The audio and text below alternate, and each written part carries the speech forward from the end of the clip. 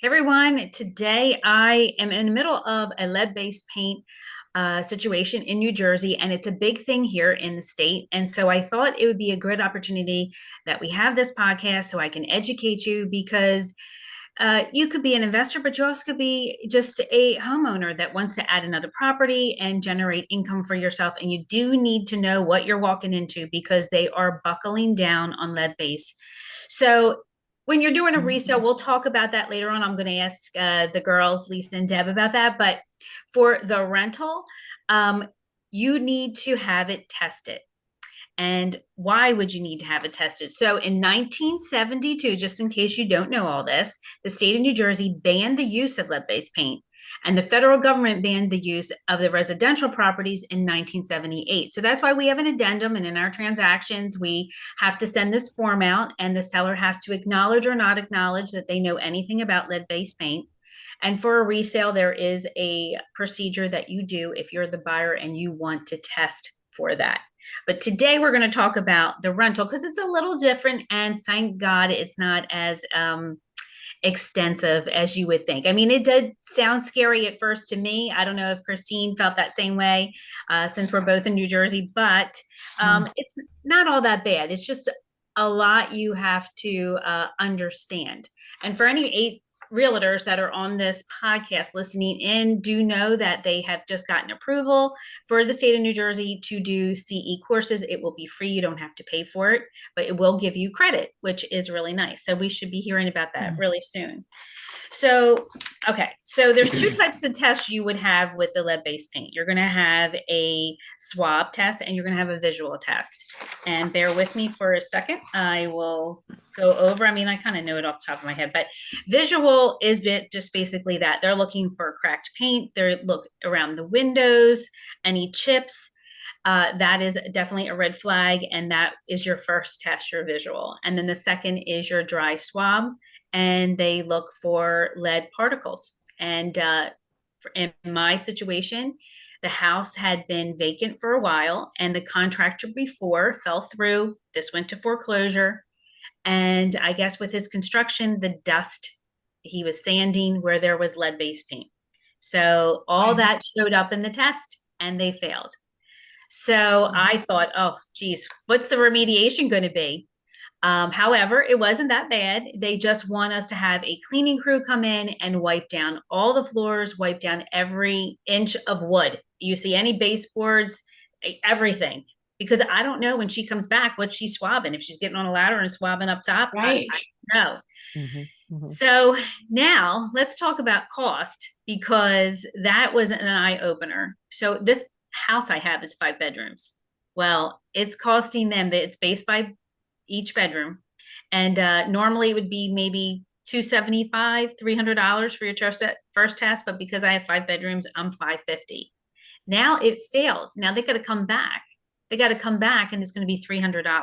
So all said and done, $800 to address this. They may have not been able, had the Could have been cost to worse. my gosh, Could have I been know worse. it could be worse for sure. So, but okay, I want to, Christine's going to cover this part of it. So, you have to do it. You are the owner. So you call to schedule the appointment. Now, what's the process look like? So, Christine, can you share with everybody what the process would look like? Well, I know from experience, I had a person purchase a two-family home, and they needed to get the lead-based paint and to become a landlord and registered and all that stuff. And it was a big deal, to get that test passed before he could get anybody in there. And so he called a company, but I'm surprised at your price. He was only a 3 bedroom, and he had to pay $550 for the Wow. lead-based paint test, and Yeah, they failed so- the first time. Yep. And they failed the first time. And he's like, on top of it, he wanted the house cleaned. So I sent him my house cleaner that I used, and she came in and cleaned. And he said that they tested the carpets of the fiber. Yes, they in the, do. carpet They do. fibers. And it swabbed the fibers in the carpet, and it was in there. And it was, again, from, like you said, sanding, dusting, paint, all had gotten in there. Well, she came in with her industrial cleaning, ways, and cleaned it all up. And when they came back for the retest, But I'm going to say one thing is Sure. that literally it's like a crime scene when you have to come in and literally clean everything from, window sills to, you just don't know where those particles go. The other thing is cleaning out your vents, having them clean. So she got it all cleaned up. And when they brought the inspector back to retest, it passed.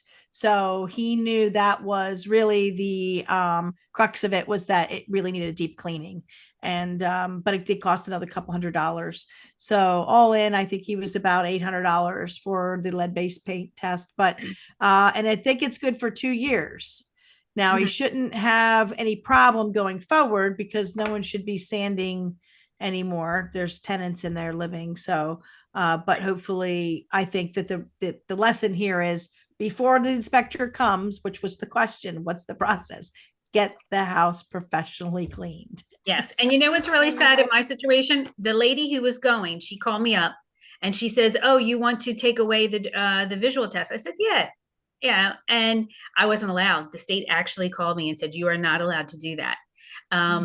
And I'll get into that in a minute. That The another state rule called that they have. you. Oh my Yes. gosh. Hello? Yes, This it is did. the state of New Jersey. Is this Lisa Well, Justudo? okay, so what happened, Exactly. let's back up a little bit. We need to make the appointment. So when I called, I had a gentleman who was certified in this. He wanted $400.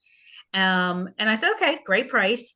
But he would never answer the phone. I don't know what kind of business he's running. It was unprofessional. I finally got him. He says, "Oh yeah, I didn't want to call you because I was trying to run around and get some test kits and I didn't have any." Well, you could have told me that ahead of time, because time is of the essence. These people have to be in at a certain time of date in the month. And it takes 5 days for everyone to know the results to come back. And then now I had to get her to clean. And you should know this, that when you fail, you have 30 days to get it rectified. If you don't, you get fined $1,000 a week if you don't rectify the lead-based problem. So all that, and I'm trying to get all this done in an efficient manner. And I just lost my train of thought. That's a 60s moment there. Sorry, ladies.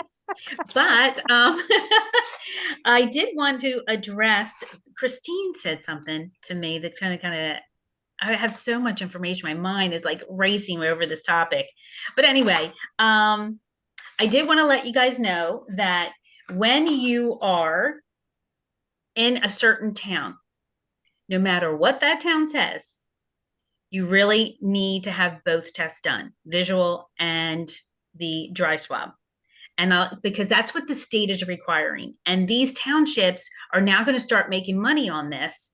And I would recommend you go straight to the state and order it there. I went on their website, and that's what happened. When the guy could not service me when I needed it, and I was under a very tight timeline, I just went to them. And and it's been very efficient, and I like it. And Amy is who I speak with directly, and she is a bucket load of information. It's amazing. She's really spot on. She knows what she's doing. They do have a chart. They tell you by the town exactly what their requirements are. But at the end of the day, she does recommend both. And I actually can't disagree with her. Lead is not something that you mess around with, especially if you're renting and someone has children. Also, you guys mentioned date. You actually can, it lasts, yes, Christine, you're right, 2 years, but they give you 1 year grace. So you have 3 years from the time you're certified. Okay. But if the tenants move out in the transition, you just have to have the test done again. And for every 2 to 3 years, it depends on if you have tenants there or you don't have tenants there. So, but I want to swing it over to California, because I know every state is different. And I know overall for our listeners, we don't necessarily all do. I mean, all of us don't do rentals, but sometimes they fall in our lap. This situation, the house did not sell. So my client said, "Hey, Lise, we're going to pull it off the market. We are going to rent it." And so they asked me to take care of it. And since I'm working with them in hopes to have more deals in the future, you take on. And that's why I fell into this lap. And I know that Christine had the same situation as well. So, or actually your buyer was buying a house he wanted to rent. So, Rent. so I'm going to swing this over to Lisa Lamborghini. And can you just educate those that are listening in there from California? Do they have to worry about lead-based paint? or every state has lead base. Mhm.